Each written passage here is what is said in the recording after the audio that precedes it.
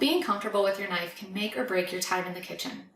Let's review how to hold your knife, as well as some more efficient ways to cut a few common produce items. When you can put meals on the table quickly, you're more likely to stick with healthy cooking. First, with your knife. You don't want to hold your knife with your finger pointing out. Not only does it strain your hand, but it slows you down.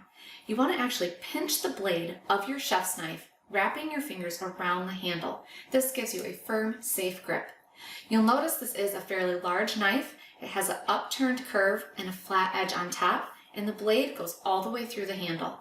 This is my most common used knife in the kitchen and helps me put a lot of vegetables onto the table or prepped in the fridge all at one time. As far as cutting, we are going to review pineapple, bell pepper, onion, avocado, and a few ways to cut garlic. Let's start with bell pepper. A lot of times people cut right through the center. You have seeds all over the table and it becomes a mess. You actually want to cut your bell pepper top off with one slice. This way you can pull out the stem and use every part of the bell pepper that you have available to you. You can use your fingers to pull out the ribbing inside. As you slice your bell pepper, get a couple flat pieces and lie them down, pressing them a bit into the board. From here, if you're holding your knife and pushing it forward as knives were made to cut, you can get slices of your bell pepper in no time.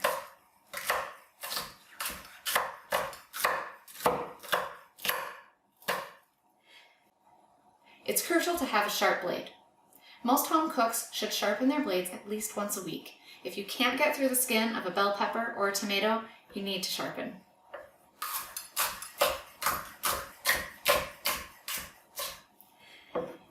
If you want slices, you're done. If you want to dice your bell pepper, I like to split it in half, kind of collect it here. It doesn't need to be perfect. Run through your bell pepper the opposite way. Notice I'm keeping my thumb close to my hand or under my hand when I'm guiding my food. That keeps the thumb more safe from getting cut. Next, let's talk about how to cut an avocado. Avocados are pricey and we want to use the entire produce item so we get the most bang for our buck. We don't want to peel an avocado. It should be firm and have a little bit of a give, but not be soft or have any air pockets between the skin and the flesh inside. One way to tell if your avocado is ready is to take the little end off of the top. If it's still a bit green, you're most likely good to go. If it's brown or even dark brown, it's probably past ripe. Roll the avocado lengthwise down your knife. You'll hit the core inside. From here, you can twist and open it. It's tough to get the seed out sometimes. If you carefully take your knife, hit it inside and twist, it comes right out. Depending on how you want to enjoy your avocado, you can cut either slices, dices, or just scoop it out if you're going to make guacamole. If you want slices, simply draw lines with a butter knife into your avocado, glide a fork along the edge, and your avocado comes right out. If you're looking for diced avocado, do another crosshatch, make a checkerboard, and there you are. You've got diced avocado ready to go, put in a salad, or even on your eggs like I did this morning. Next, we're going to get into a fresh pineapple. It's a lot cheaper to buy the pineapple whole, and it's a bit messy to get into, but after you know how to do it, it's quite easy. We're going to start by cutting off the two ends. I like to use a serrated knife. It goes through a bit easier. Cut the bottom off here. From here, you're almost going to shave off the sides. This process also works really well for watermelon, cantaloupe, and honeydew. Glide the knife down the edge to get the peel off. Pineapple does have a core in the center. We want to take the flesh from around the core. To do that, slice each half alongside that center inch or so of the fruit. Then get the remaining fruit here. I see I missed some of the core, or the edge, sorry. Okay. I'm going to discard the core. From here, I've got my fruit all ready to go. If you missed a few of these thorns, make sure you get those removed. Once you have the flesh of the pineapple isolated, you can slice the flesh this way and then dice it into chunks so you're ready to snack or throw it in with a sheet pan dinner with shrimp, red pepper, corn, and brown rice.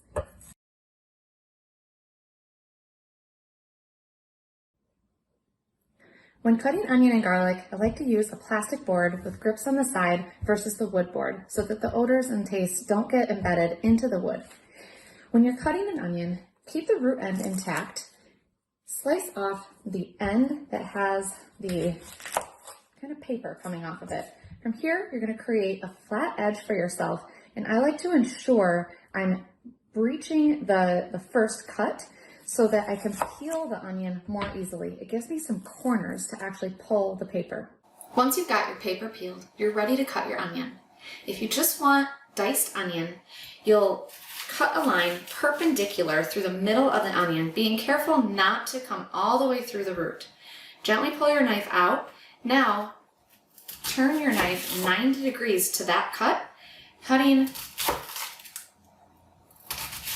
kind of perpendicular to the root now. Smaller cuts here will yield smaller diced onion. Now we're ready to slowly shave your diced onion off the side.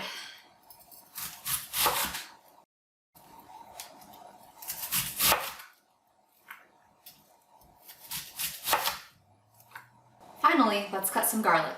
There are a few ways to go about it. Garlic cloves will have a rough end at the bottom of the clove. If you're going to smash your garlic, I like to peel that off so we don't get it mixed into our dish. From there, set the garlic on the side, take a wide-sided knife and go ahead and smash. You can pull the clove right from there. If you're roasting something in the oven, you can toss these in with your food whole. Otherwise, you can take your knife and run it through for minced garlic. Notice I'm not lifting my knife very high. That helps you be safer, more accurate, and get things done quicker. I'm also, I know I mentioned it before, but pushing the knife forward anytime I cut and trying to keep this tip on the cutting board as much as possible.